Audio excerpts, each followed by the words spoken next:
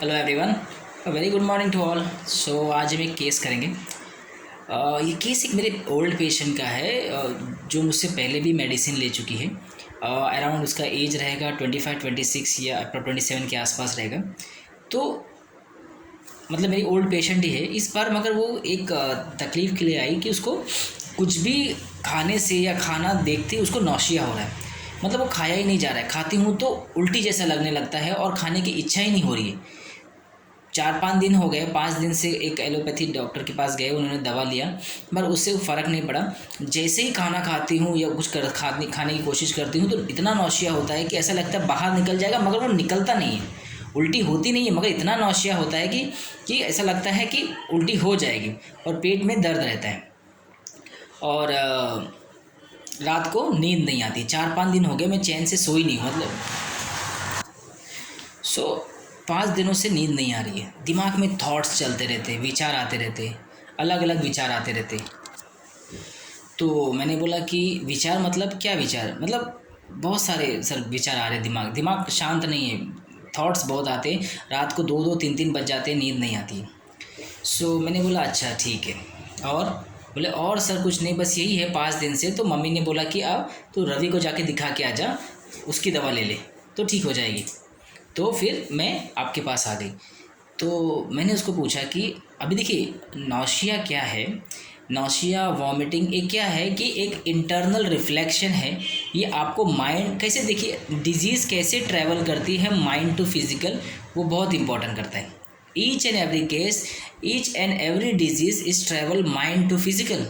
आपका mind disturb है ना, तो डेट उसका जो रिफ्लेक्शन होता है आपकी बॉडी पे। तो नौशिया वॉमिटिंग मतलब ऐसी कोई इमोशंस है, ऐसा कोई एंगर है जो आप चाहते हो निकालना मगर आप निकाल नहीं पाए, जिसकी वजह से क्या वो अंदर ही रह गया। और वो क्या डेवलप सिम्टम प्रोड्यूस कर दिया, वो नौशिया क्रिएट करने लगा। नौशिया का क्या है कि लगता है आएगा मगर आप कर नहीं सकते, सिर्फ एहसास होता है नौशिया फीलिंग में, वॉमिटिंग होती नहीं है। तो मैंने उसको पूछा कि अच्छा 4-5 दिन पहले, एक हफ्ता पहले क्या हो गया, किसी बात का टेंशन, कुछ स्ट्रेस या कुछ ऐसा इंसिडेंस हुआ जहाँ बहुत ज़्यादा टेंशन ले लिया आपने। बोले सर अभी मेरा एज 26-27 हो गया है, मतलब अराउंड इसके आसपास। और मैं अच्छा खासा जॉब करती हूँ, मेरा अच्छा खासा जॉब है। मैं अपनी लाइफ में मतलब कभी कुछ टेंशन नहीं, मैं अच्छे से अपनी ज़िंदगी आराम से जी रही थी। जॉब है, फ्रेंड्स है, फ्रेंड के साथ एकदम चिल करना, एंजॉय करना, मेरे क्लाइंट्स को देखना, मतलब एकदम कोई स्ट्रेस नहीं था मेरी लाइफ में। मगर मैं मदर को एक कंसर्न था कि मेरा मेरा वेट जो है वो बहुत ज़्यादा है और मेरी हाइट थोड़ी छोटी है, जिसकी वजह से क्या होता है कि मुझे मेरे रिश्ते जो आ रहे थे वो मेरे रिश्ते हो नहीं रहे थे। मतलब किसी को मेरा फिज़िकल पसंद नहीं आ रहा था, मेरी हाइट पसंद नहीं आ रही थी। ऐसे मेरे साथ 2-3 काफ़ी रिश्ते मेरे रिजेक्ट हो गए। तो मेरी मदर ने को पता चला कि एक आंटी है जो भविष्य बताती है, एस्ट्रोलॉजिस्ट बोलते हैं हम उसको, या फिर कोई जो बताते हैं कि इसका आगे क्या होगा। तो वो आंटी के पास मुझे एक दिन लेके गई, एक हफ़्ता 10 दिन, एक हफ़्ता के पहले। तो जैसे ही हम अंदर घुसे और मेरी माँ ने बताया कि इसका इसका ऐसा ऐसा हो रहा है, तो उस अंडी ने मुझे देखते ही डायरेक्ट बोल दिया कि इसका शरीर तो बहुत, ये बहुत मोटी है, इसकी शादी नहीं होगी, ये बहुत मोटी है और ये बहुत अच्छी, इसका फिजिकल ज़रा भी अच्छा नहीं है, बहुत मोटी है, इसकी शादी नहीं हो सकती।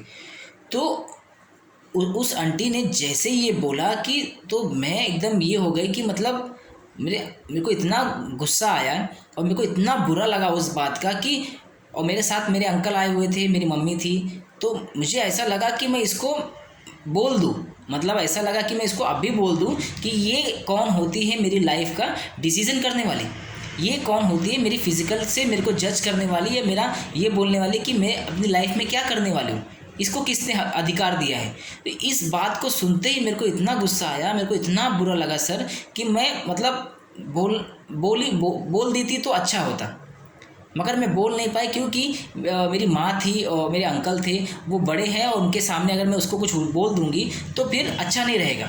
इसलिए मैं चुप कर गई। और मैं चुप करके जब मैं घर आई तो मैं बहुत रोई, उस समय रोई। और मैं उसके बाद से मेरा दिमाग ठीक नहीं है। तो मैं सोची कि भी मैं क्या करूं। तो मैंने सोचा कि मैं भी ज़रा देखती हूँ कि मेरी शादी कैसे नहीं होती है। तो मैंने फटाफट, मेरे फ्रेंड्स ने बोला कि ऐसा तू टेंशन मत ले, सब हो जाएगा, किसी के बोलने से कुछ नहीं होता है। तो मैंने शादी.com खोला। शादी.com पे मैंने अपने प्रोफाइल डाले। प्रोफाइल डालने के बाद मुझे मैसेज आने लगे लड़कों के। तो मैंने उसमें से एक को सिलेक्ट किया, और एक को सिलेक्ट करने के बाद मैंने उससे मुझे जो पसंद आया तो मैं उससे थोड़ा सा उससे नंबर सब लोगों ने शेयर किया और उससे चैटिंग चालू किया मैंने। बट मुझे अभी ये समझ में नहीं आ रहा है सर कि क्या मैं 4-5 दिनों में कि मैं इतना सब कर रही हूँ, क्या मैं ये सही कर रही हूँ? मतलब सिर्फ मुझे वो आंटी को दिखाना है और इतना फास्ट मैंने, जो कि मुझे कभी इसमें इंटरेस्ट नहीं था। मुझे कभी शादी का बात भी नहीं आया। मुझे रिश्ते आते थे और जिसको पसंद नहीं आता था वो चले जाता था, पर मैं अपनी लाइफ में मस्त थी। मुझे ना टेंशन था, मुझे ना किसी का फ़िक्र था। मैं अपना लाइफ, ना मेरे क्लाइंट्स को अच्छे से डील कर रही थी। मगर अब तो मेरा क्लाइंट्स में मन नहीं लगता, मेरा काम में मन नहीं लगता। मेरे क्लाइंट्स बोलते हैं कि कुछ प्रॉब्लम है क्या, आपका माइंड ठीक नहीं लग रहा, मतलब आपका मूड ठीक नहीं है, तो हम बाद में बात करते। तो मेरा जो काम में पैशन था वो कम हो गया है। मतलब वो उतने अच्छे से काम नहीं कर पाते। मेरे को नींद नहीं आ रही तब से, मेरे थॉट्स बहुत चल रहे हैं, मेरे को विचार बहुत आ रहे हैं।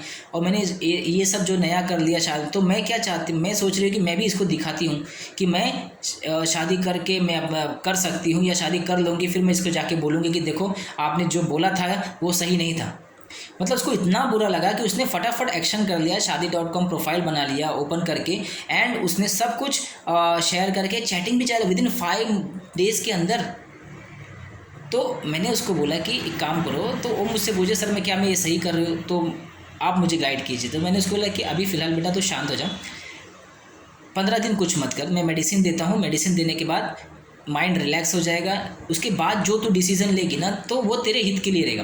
बिकॉज अभी तो जो भी लेगी वो तेरे को गलत ट्रैक पे ले जाएगा, क्योंकि अभी तुझे मन में गुस्सा है और तुझे बुरा लगा है, तो तू उसकी बात को सही गलत साबित करने के लिए तो कुछ भी एक्शन करेगी तो शायद वो लैंड कर जाएगा गलत डिसीजन में। तो मैं मेडिसिन देता हूँ। मेडिसिन देने के बाद 15 डेज़ वेट करने के बाद माइंड जब ठीक हो जाएगा तो उसके बाद सोच कि तुझे क्या करना है। तो अभी ये शादी.com डिलीट कर दे, उससे चैटिंग बंद करके उसके बाद फिर से चालू करना ठंडे दिमाग से। सो मैंने उसे थोड़ा पेशेंसली वेट करने बोला। उसके बाद 15 डेज़ के बाद जब माइंड रिलैक्स हो जाएगा तो she can take her decision properly. So मैंने उसे डोज दिया 30 पोटेंसी 5 डोज वाटर में 10 मिनट्स के गैप में 5 डोज दिया मैंने 4 स्ट्रोक के बाद। सो मैंने देखा कि नेक्स्ट डे शी कॉल मी कि सर रात को तो मैं बहुत अच्छे से सोई, मैं कब सो गई मुझे पता नहीं चला, मेरे को नींद अच्छी आ गई, रात भर जागना नहीं पड़ा। और सुबह मैंने ब्रेकफास्ट किया, जो मैंने 5 दिनों से ब्रेकफास्ट नहीं किया था अच्छे से, वो मैंने आज सुबह ब्रेकफास्ट अच्छे से किया पेट भर के, और मुझे रात को नींद अच्छी आई। तो मेरा नौशिया भी काफ़ी कम है और मुझे माइंड भी थोड़ा अच्छा लग रहा है, रिलैक्स लग रहा है।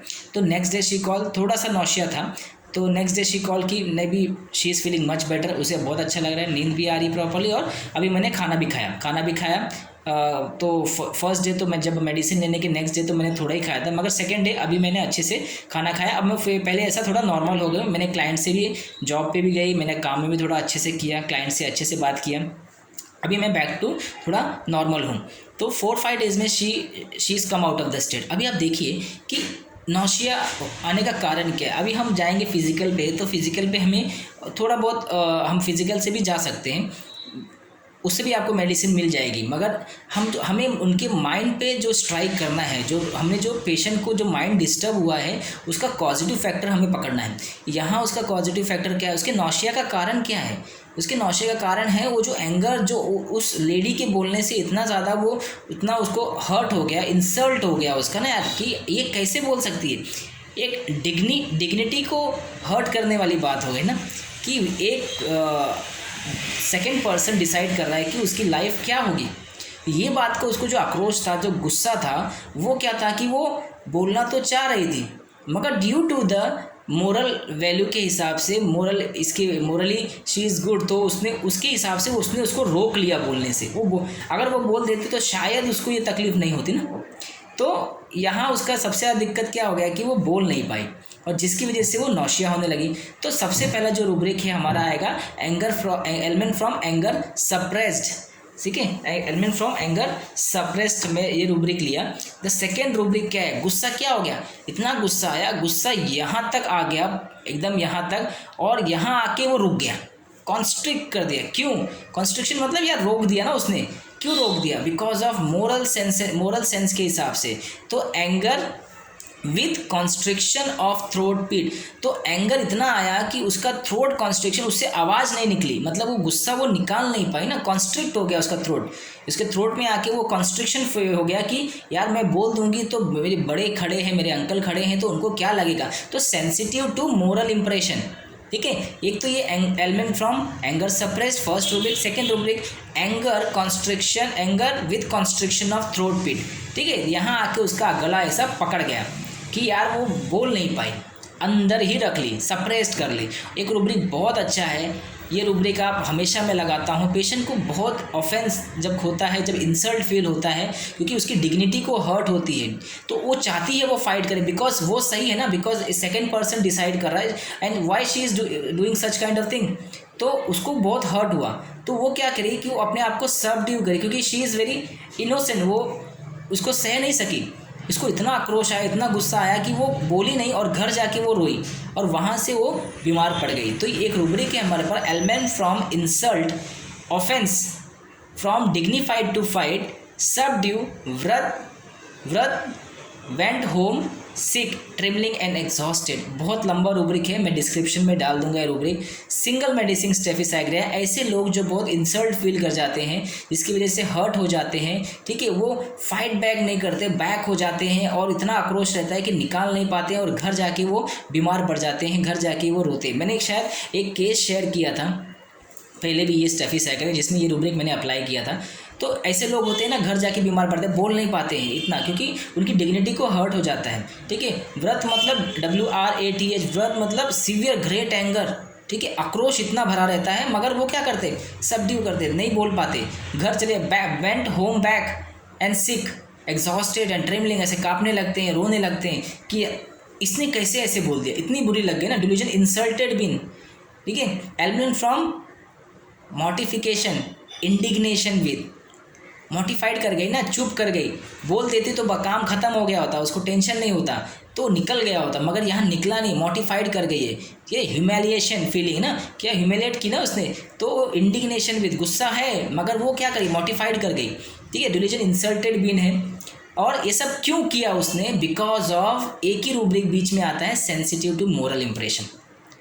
स्टेफिसाइग्रिया जो होता है, sensitive moral impression plus fear position in society, in समाज में, उसको ये बहुत रहता है कि मैंने जो इमेज बनाई हुई है सोसाइटी में, इमेज में सबके सामने जो मैं अच्छा बन के रहती हूँ, अगर मेरे मन से कुछ गुस्सा निकल गया, ये एक फेज़ है, निकल गया तो मेरा जो सोशली जो एक नाम है, जो पोजीशन है, जो मैंने एक बनाया है कि अच्छी लड़की का, वो सब खराब हो जाएगा। और रिस्पेक्ट ये है कि लोग बड़ों के सामने कैसे बोल दिया, तो सेंसिटिव मोरल और फियर सोशल पोजीशन की वजह से वो ये सब सहती है और वो सब सप्रेस कर देती है। तो मैंने इसे स्टेफिसाइग्रिया दिया।